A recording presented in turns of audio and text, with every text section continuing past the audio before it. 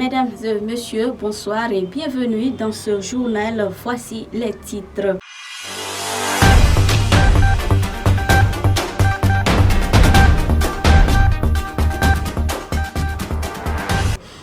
Après le certificat d'études primaires, la semaine écoulée, place au BEPC, brevet d'études du premier cycle 2022.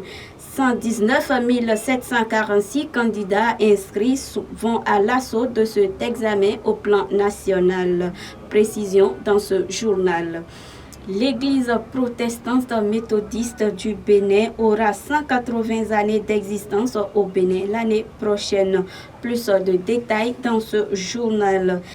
Carnet noir dans ce journal, Théophile Nata s'est éteint ce samedi. Plus de précisions avec Frédéric Boucaud de RATV.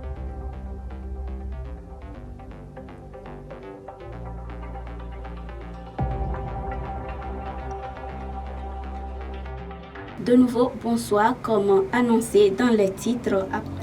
Après le certificat d'études primaires, la semaine écoulée, place au BEPC, le brevet d'études du premier cycle 2022. 119 746 candidats inscrits vont à l'assaut de cet examen au plan national. À la veille de cette composition, le ministre des Enseignements secondaires a livré son traditionnel message. Suivez le reportage. Ils sont au total 119 746 candidats inscrits, dont 57,708 filles et 62 038 garçons à prendre part au brevet d'études du premier cycle BEPC cette année 2022, repartis dans 211 centres de composition sur l'ensemble du territoire national. Le ministre des Enseignements secondaires, techniques et de la formation professionnelle, Kwaro Yves Chabi, a justifié cette baisse du pourcentage des inscrits cette année dans son traditionnel message adressé aux candidats ainsi qu'à leurs parents. Sur le plan national, ils sont cette année au nombre de 119 746 inscrits, dont 57 708 candidats de sexe féminin, soit un pourcentage de 48,20%, et 62 038 candidats de sexe masculin, soit un pourcentage de 51,80%, contre un total de 145 959 l'année dernière. Les candidats composeront dans 211 centres, contre 234 centres en 2021, au nom du gouvernement. Je remercie les enseignants pour leur sacrifice consenti aux fins de transmettre à nos enfants les outils pédagogiques nécessaires pour passer l'examen dans de bonnes conditions. À tous les candidats, je vous souhaite une bonne chance et vous réaffirme que le BEPC est un examen et non pas un concours. Les épreuves auxquelles vous serez soumis sont forcément et assurément du niveau du candidat moyen. Quant aux parents d'élèves, je voudrais vous exhorter à assurer qu'ils respectent le temps du sommeil. Et surtout, assurez-vous qu'ils sont effectivement en possession de la carte d'identité scolaire en cours de validité et dûment signée du chef d'établissement pour les candidats officiels ou de la carte d'identité civile, la carte d'identité CEDEAO ou du passeport en cours de validité pour les candidats libres. Enfin, veuillez à ce qu'ils soient dans le centre de composition au plus tard 1 heure avant le démarrage des épreuves. Le lancement officiel de cet examen national va se faire au collège catholique Notre-Dame de Lourdes de Porte-Novo. Ici à Parakou, le maire Inoussa Chabizime, accompagné d'une délégation, s'est rendu dans quelques centres de composition, dont le lycée Mathieu Bouquet, le collège d'enseignement général 1 de Parakou et celui de Titirou, pour galvaniser le moral des candidats tout en gardant espoir que sa commune ne fera pas piètre figure à l'annonce des résultats. N'ayez pas peur, c'est exactement comme en classe. Vous allez voir. Ce serait même plus facile que les devoirs en classe. Et ça va passer comme une lettre à la poste. Je vous vois tous admis, tous. Vous allez constater. Votre salle là, c'est 100%. Les numéros vont se suivre seulement. D'accord? Voilà. Il ne faut pas avoir peur. Nos attentes en tant qu'élus, c'est de voir ma commune parmi les premières communes du Bénin au niveau du BEPC. Mon souhait le plus ardent est que Parakou soit la première commune du Bénin au BEPC. Nous estimons peut-être 80% de réussite, 90%, pourquoi pas. Merci. Pour le chef du centre de composition du lycée Mathieu Bouquet, Djima Chitou, toutes les dispositions nécessaires sont prises pour le bon déroulement de cet examen national. Ça se déroule très bien. Nous avons encadré 758 candidats répartis sur 5 salles et 50 surveillants. Je suis là avec le chef centre adjoint, le superviseur. Vous avez vu la sécurité assurée, il y a la police, il y a l'agent de santé, il y a le censeur du lycée Mathieu Bouquet qui est le secrétaire du centre. Bref, toutes les dispositions sont prises. Ça fait déjà une semaine qu'on ne dort pas par rapport à cette préparation-là.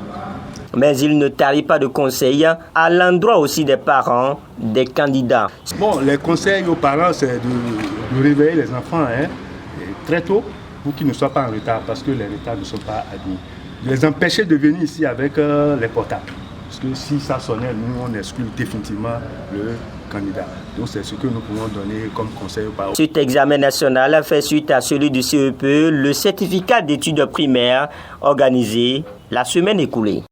À l'instar de Parakou, les candidats à l'assaut du BEPC à Cotonou ont aussi accueilli les autorités pour le lancement des épreuves. Le lancement officiel a eu lieu à Porto Novo au collège catholique Notre-Dame de Lourdes. Suivez l'ambiance dans cet élément avec l'équipe RATV Cotonou.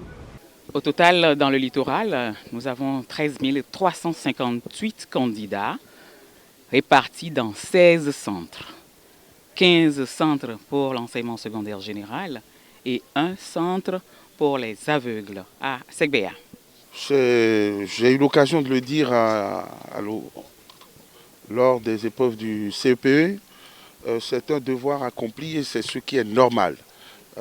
L'assiduité, la régularité dans la tenue des examens, comme nous l'avons entamé il y a un peu plus de 6 ans, l'année scolaire s'est bien déroulée, sans entrave, sans grève. Les cours ont été dispensés, donc les sessions, les examens se tiennent à bonne date. Et effectivement, c'est à mettre à l'actif du gouvernement, à l'actif des enseignants et des parents d'élèves et aussi des élèves, des apprenants. Vous savez, pour que les épreuves se déroulent, il faut que différents acteurs puissent se mobiliser.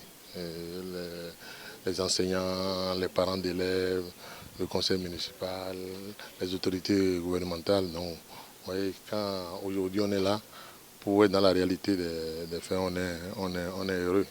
Ce que nous pouvons souhaiter aujourd'hui, c'est que ces enfants soient bien inspirés et que dans quelques jours, dans quelques semaines, à la proclamation des résultats, que les parents d'élèves et enseignants et autorités à divers niveaux, nous soyons tous contents de constater que les fruits ont porté la promesse des fleurs.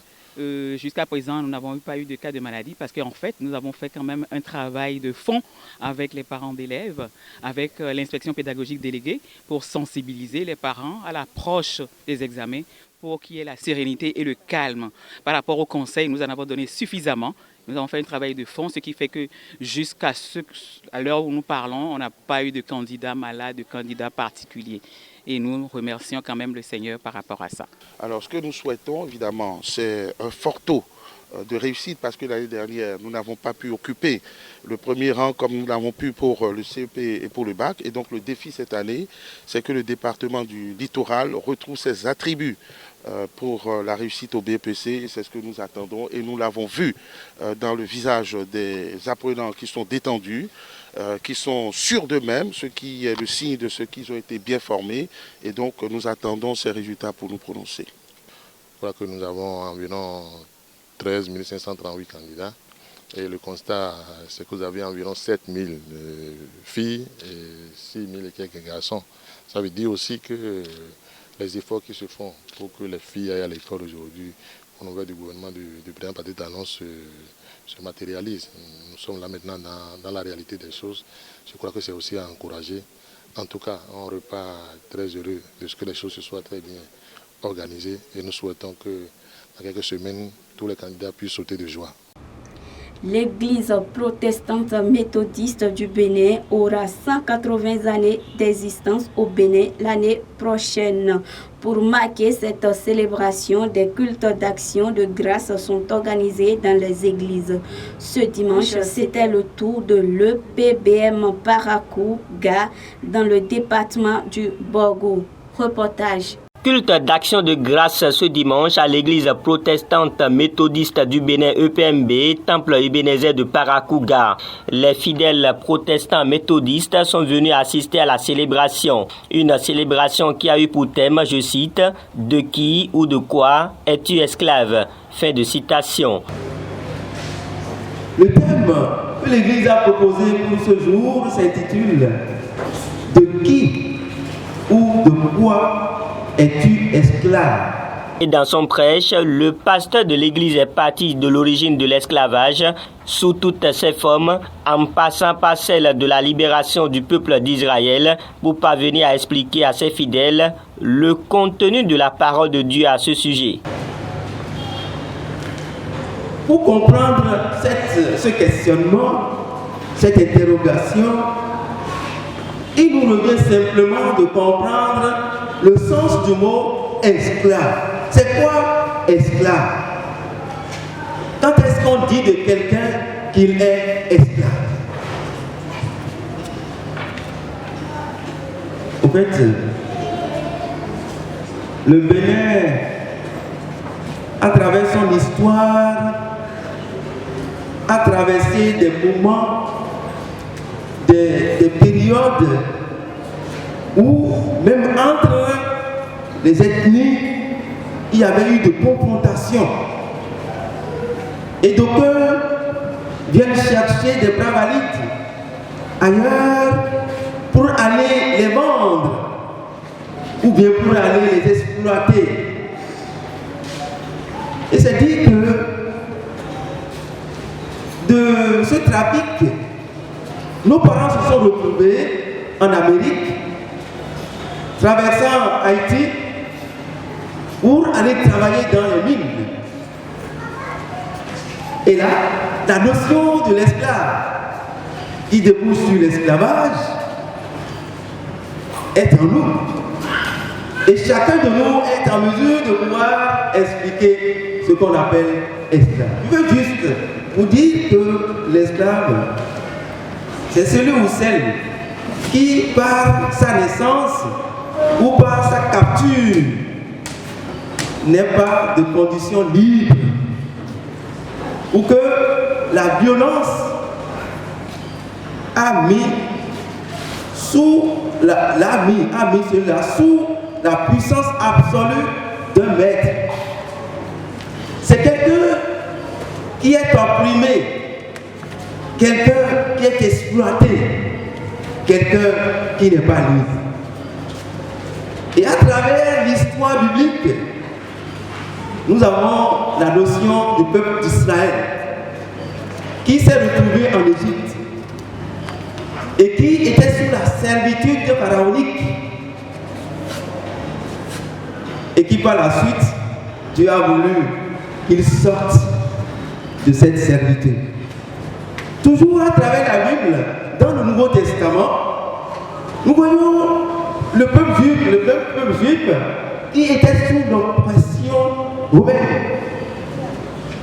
Malgré qu'ils soient chez eux, ils étaient dominés par les Romains.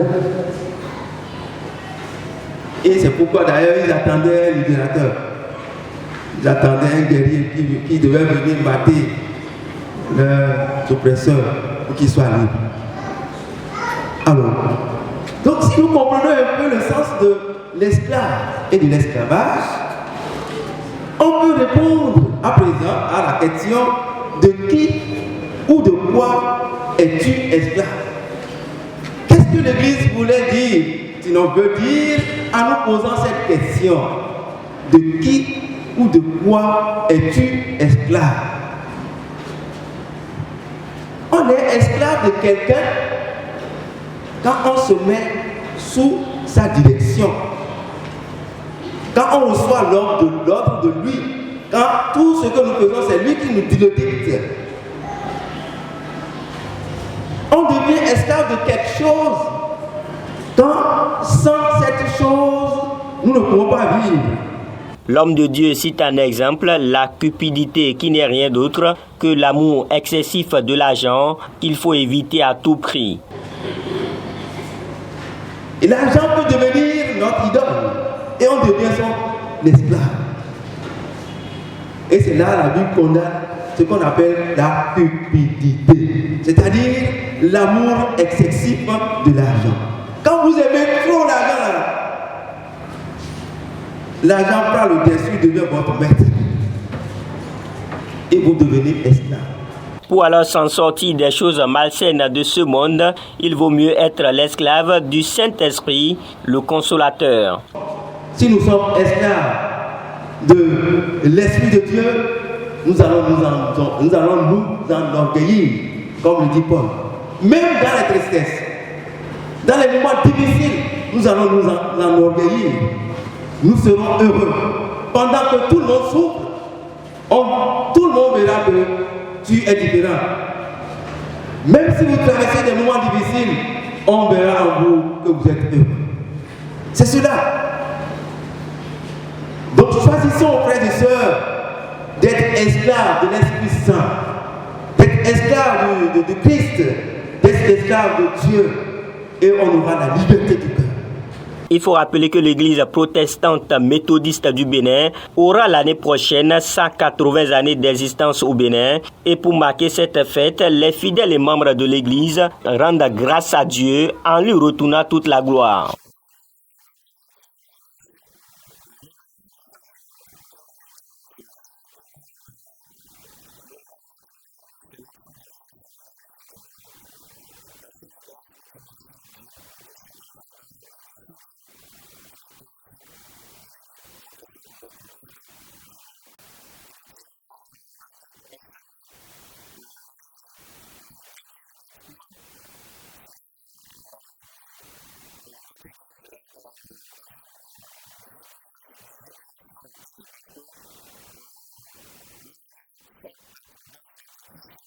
Le culte de ce dimanche à l'EPMB Paracuga a été animé par la chorale, à chaque étape par des cantiques pour adorer le Seigneur.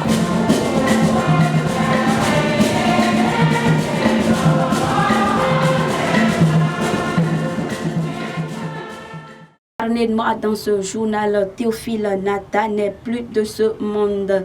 L'ancien ministre et ancien président de la HAC s'est éteint samedi dernier. Retour sur le parcours de l'illustre disparu dans cet élément que nous propose Frédéric Boucaud.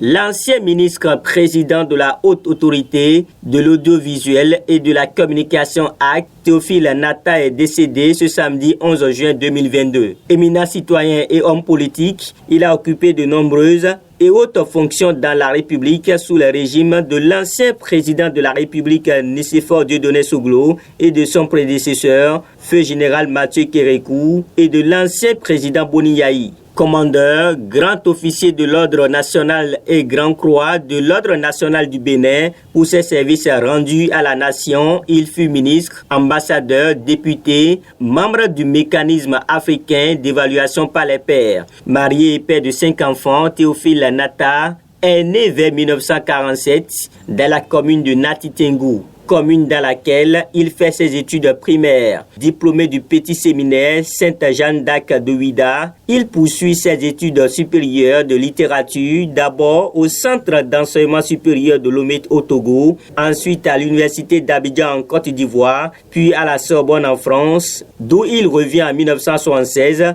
nanti d'un doctorat en littérature comparée. Recruté la même année à l'Université nationale du Bénin en qualité de professeur agrégé de langue française, de littérature et de linguistique, Théophile Nata occupera différentes hautes fonctions, dont celle de ministre des Affaires étrangères et de la coopération du gouvernement de transition, ministre de la Jeunesse et des Sports de 1991 à 1993, ministre du Développement rural en 1999 et puis ministre de l'Agriculture de 2001 à 2003. Élu plusieurs fois député, il sera deuxième vice-président de l'Assemblée nationale. Il a aussi siégé au Parlement panafricain, dont il a été quatrième vice-président en 2005. En 2010, il fut nommé président de la Haute Autorité de l'Audiovisuel et de la Communication Acte, troisième mandature. Paix à l'âme de l'illustre disparu. Merci, chers téléspectateurs, de nous avoir suivis. À très bientôt.